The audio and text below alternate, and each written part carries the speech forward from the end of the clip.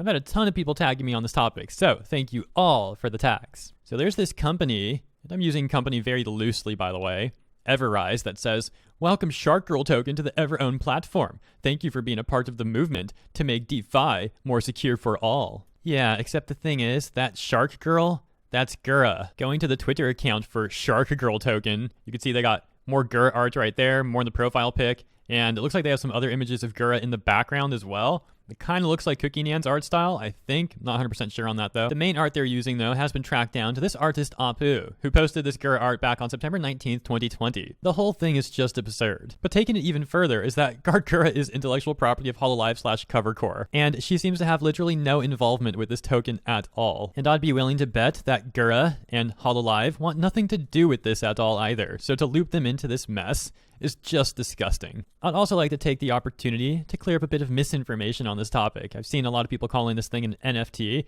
and due to the engagement on this particular tweet, I think it stems from the misinformation here on this tweet from VTuber Cringe that says, yeah, I don't think Cover will appreciate making NTF out of Gura. So I think that's a typo for NFT. But this sharkgirl token is not an NFT. It is a crypto token. I don't want to get into a big discussion about this, and I personally don't like NFTs, but to put it as simply as possible for anyone interested, an NFT is referring to a unique token. Most often, it's used to represent a single digital asset, and a crypto token is seen in the way that operates much more like a traditional equity would on the stock exchange, for example, in the sense that people can buy numerous amounts of said tokens up to the amount available to the public and then try to sell it. You get the point. As I mentioned, I don't like NFTs at all, and I personally don't really like these small cap crypto tokens either. It's just basically like gambling, and if I want to gamble from my computer, I'd rather trade some low float stock, because that's at least less of a gamble in my opinion than some crypto token that someone's just going to pump and dump. Like, low float stocks do get pump and dumped, don't get me wrong, but a low float stock will almost always have much more historical data, meaning you should be able to perform much more accurate technical analysis than on some random crypto token that just came out or has been around for like X number of months, and at least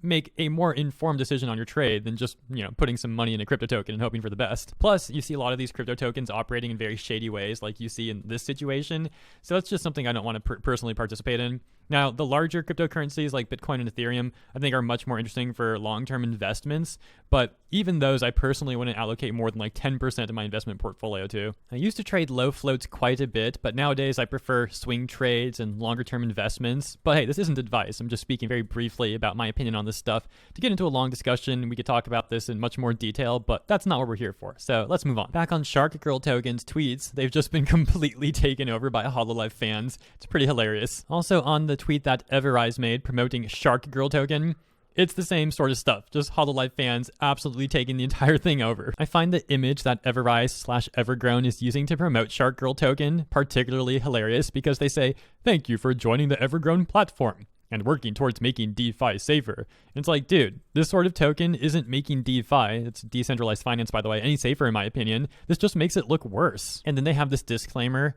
utilizing Evergrown is not an endorsement from Everrise of the project. Sharkgirl is not KYC'd, but their smart contract has been audited. So they're basically trying to disclaim any liability they have from air quotes working with sharkgirl token by saying it's not KYC'd, meaning they don't really know the customer, and they're not endorsing sharkgirl token.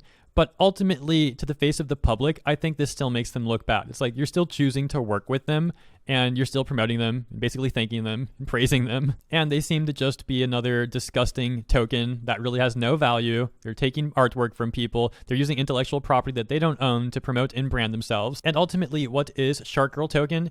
Probably something that has no longevity. It's only going to get pump and dumped, and most people are going to lose money on it, and then it's going to be forgotten about. Heck, as I record this, it's down like 50%. So sure, legally Evergrown, you might be okay, air quotes again, working with sharkgirl token, but do you really want to drag your own image by doing so?